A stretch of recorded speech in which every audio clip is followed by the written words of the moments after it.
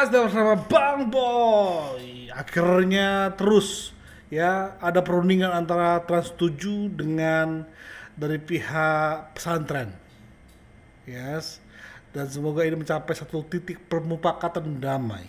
Terus kita kawal gas. Yang terbaru adalah ini merembet ke tentang kebiasaan ternyata Trans 7 memframing, yaitu kayak seolah-olah mengecilkan perjuangan NU selama ini, ingin dikaburkan sejarah NU bagi peradaban Indonesia. Nah, kita bahas langsung dari ya resennya. Siapa aktor di balik serangkaian penghinaan terhadap kiai, pesantren dan santri belakangan ini? Ya, sebagai kader NU, ya saya kira mudah saja. Ya gampang aja kita untuk mengidentifikasi kelompok mana atau siapa kelompok yang bermain di balik pendegradasian pesantren, santri dan kiai ini. Jadi kelompok ini sebenarnya bukan barang baru, karena DNA-nya sama ya, dengan kelompok yang dulu sama. Kelompok ini dulu yang menjadi salah satu sebab NU didirikan. Ya, tujuan berdirinya NU itu kan dulu yang pertama untuk memerdekakan bangsa ini dari penjajahan, kemudian kedua adalah untuk mempertahankan ajaran Ahlus Sunnah wal Jamaah yang menjadi ajaran mayoritas masyarakat Nusantara sejak awal Islam masuk ke Nusantara ini. Nah, waktu itu kan menjelang NU berdiri kan serangan terhadap kiai-kiai pesantren atau tradisi Ahlus Sunnah wal Jamaah seperti tahlilan dibilang bid'ah, maulid bid'ah, ziarah kubur syirik. Ya, serangan yang secara masif itu kemudian lahirlah NU, berdirilah Nahdlatul Ulama yang diprakarsai oleh Hadratus Syekh Kiai Hasyim Asy'ari dan Kiai Wahab Hasbullah. Ya, bentar ya. Ini Bang Boy akan butuh pendalaman lebih dalam lagi. Soalnya yang bahas ini bukan hanya Bapak ini, tapi ada beberapa orang. Ini nanti akan terafiliasi ke HTI EPI. Serem nggak? Serem. Tapi kita belum bahas itu dulu ya. Kita bahas tentang perdaman ini dulu. Soalnya takutnya terjadi gesekan kan. Nah, kita bahas.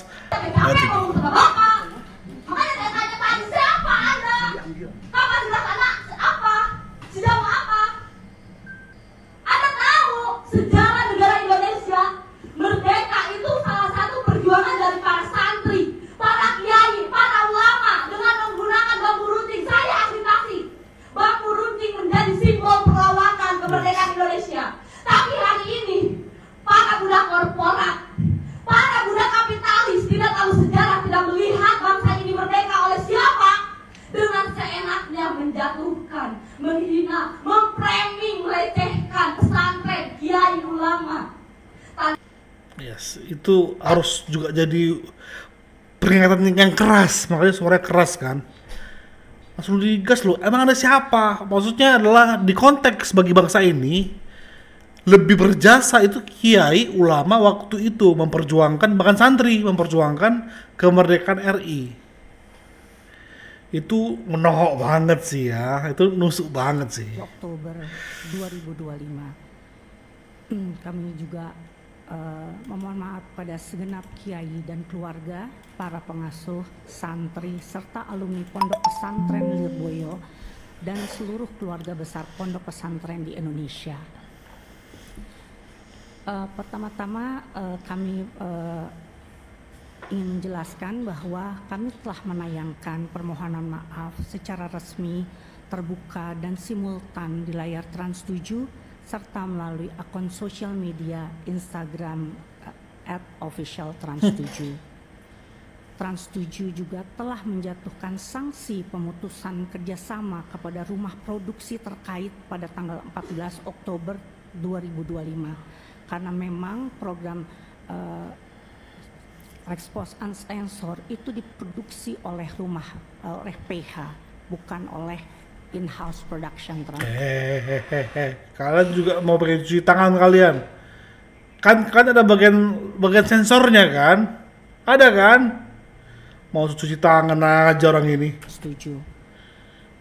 Trans 7 telah menghentikan program Expose Uncensored dari seluruh saluran penyiaran, baik siaran televisi, media sosial, maupun platform digital resmi Trans 7 lainnya.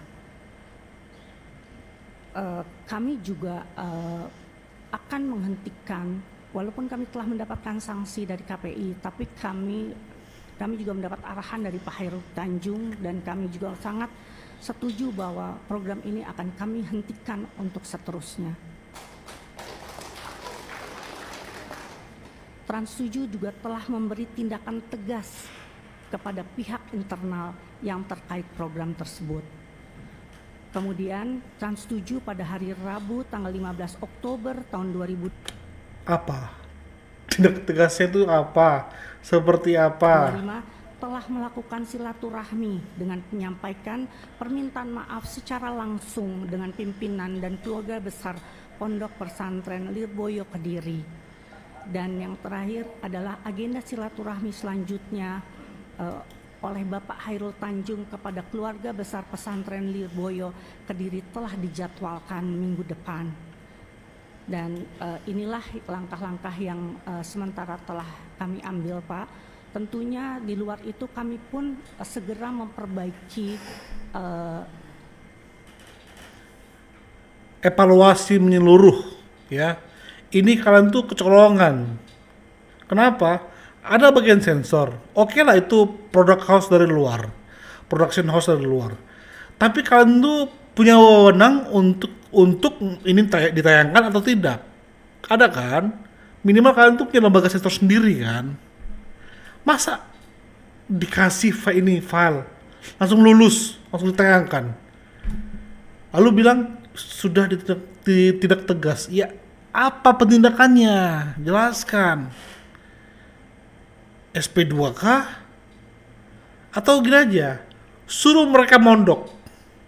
Solusi bagus tuh. Izin ketua membacakan nama-nama yang tadi. Ini saya ulang sekali lagi. Habis itu tidak ada sampai orang-orang yang datang kita nggak lanjutkan. Ya. Pertama, penasihat program Ati Nur Wahyuni. Ada atau tidak dulu? Ada nggak? Ada lagi tugas. Di mana? Di sini. Tugas. Sebut. Kita cari. Bentar. Nomor 2. Susi Liwanarum. Ada enggak? Ada Maida. Ada enggak di sini? Ada enggak di sini? Orang yang bertanggung jawab, penanggung jawab. Ada di sini enggak? Ada enggak? Ada. Oke, yang ketiga Andi Hairil dari Lirboyo. Keluar lagi. Herianto. Ada dipanggil. Ada. Panggil. Abah keluar juga. Herianto. Masa semuanya tugas, Pak? Saya belum jawab. Ya, oke. Panggil. Oke, Bapak, lanjut. Sigit Wahyana. Ada enggak? Ada orangnya. Ada. Pak, kalau ada. Pak Soper. Ada enggak Sandika? Di majelis ada atau tidak? Oh iya, betul. Ada Sandika. Masalah seperti saya selesaikan dulu. Ada. Ivan Kuswanda. Airos Hadi. Dwi Putri. Dia dari PH. Guswe Alfaj. Ini paling penting penulis naskah. Oh. Sampai ketemu tadi tuh. Ada enggak? Alamatnya ada Sandika. Andi, Dia, Frank Herlando, Radena, Indah Asnah, Didi, Oki, Eka, Dewi. Rahmat Mas. Hari ini tolong dipastikan mereka sini karena mereka tampil masalahkan ya. Bapak, jangan tuh Sadil. Detail nama-namanya loh, bukan 1-2 orang, banyak orang nama-nama sudah mereka kantongin. Dan ketika disebut aja itu udah pasti akan buat ketar-ketir yang namanya dipanggil. Tapi semoga kalaupun ada ditemukan, semoga jangan dianiaya, karena Bang Boy yakin kiai-kiai kalian juga pasti nggak mau juga pertumpahan darah terjadi kan. ya kan? Pasti kiai juga nggak mau. Ya semua mereka layak mendapatkan konsekuensi hukuman, tapi jangan sampai ada pertumpahan darah. Mohon banget ya. Oke.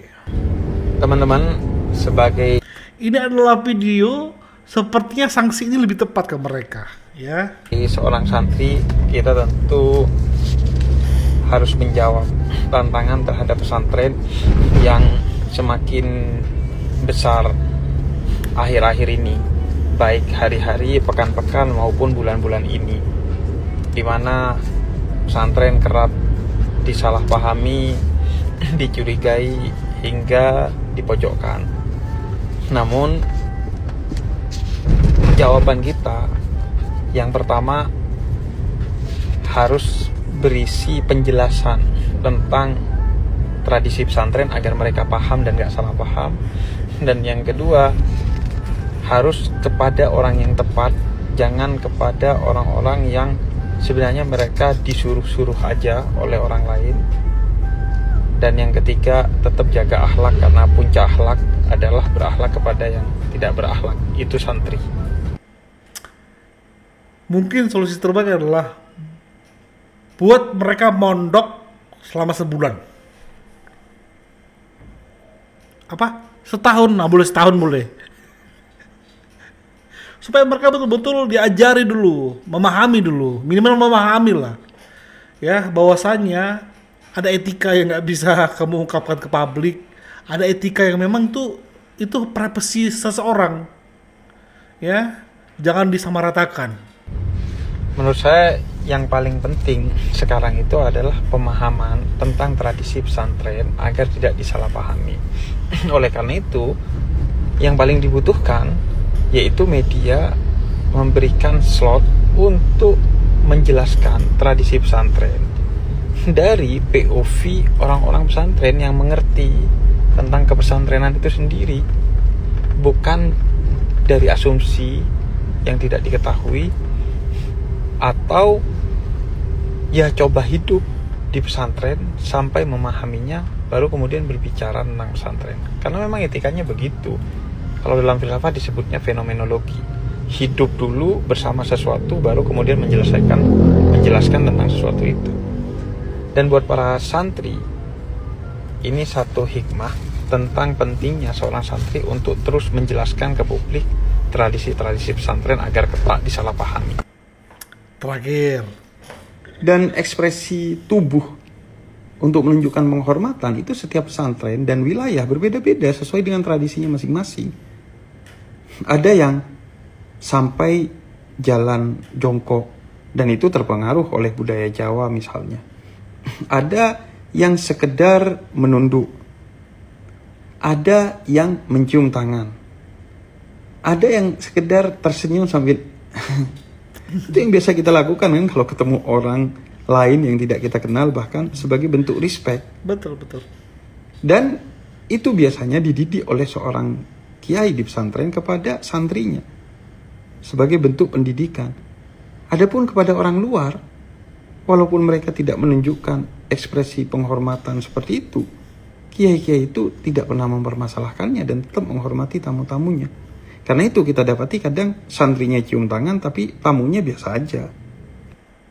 Mungkin yang sering kalian tonton itu ya, yang dukung Trans 7, mungkin kiainya itu mirip-mirip kayak Bahar Smith.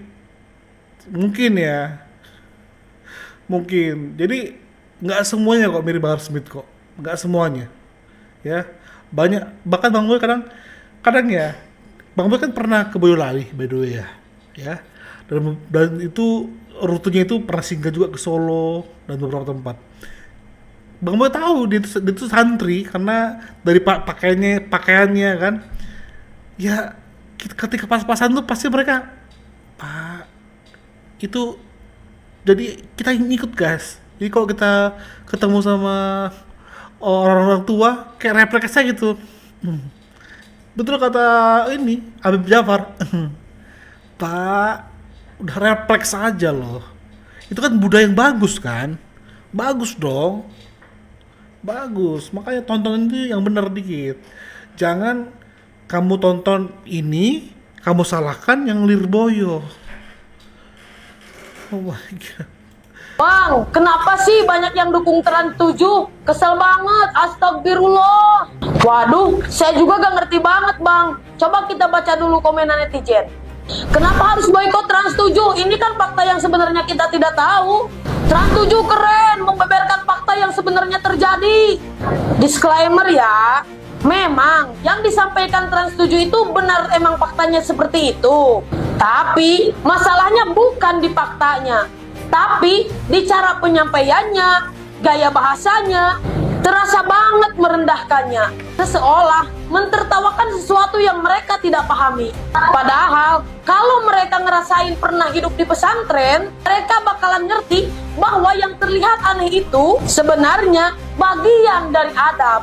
Saya juga pernah dulu mondok di pesantren, walaupun tidak lama, dan itu memang adatnya seperti itu. Tidak ada paksaan, tidak ada perintah dari guru harus seperti itu. Itu memang inisiatif dari kami semua. Karena dalam ajaran Islam, kita diajarkan untuk bisa berkhidmat kepada orang tua, kepada guru, dan yang lainnya. Jadi bukan karena dipaksa, tapi itu bentuk dari penghormatan. Bentuk cinta, sesuatu yang diajarkan oleh Islam, supaya kita gak kehilangan arah dalam bersikap. Jadi sebelum menilai, pahami dulu budayanya. Karena yang kamu kira itu salah, justru itu yang paling benar dalam menjaga kehormatan. Bagaimana menurut Anda? Mantap adek, mantap. Malah lebih bernilai si bocil ini ketimbang orang-orang dewasa yang aduh, kita nggak gini ya, kita nggak salahin pemikiranmu misalnya yang lebih modern, orang yang berpikiran kapitalis, kita nggak salahin. Tapi ketika kamu memaksakan untuk semua sama, itu yang salah. Itu yang salah. Bang Bol kadang juga berpikiran nggak sesama kayak ini di beberapa momen. Tapi ada sikap menghargai, itu paling penting. Ya, itu paling penting. Dan semoga kedepannya kita bisa lebih menjunjung hal yang demikian. Dan habis ini kita akan bahas, soalnya ada orang yang membahas masalah kejadian Trans 7 yang keseringan dengan HTI FPI. Kita bahas di konten selanjutnya. Bye-bye.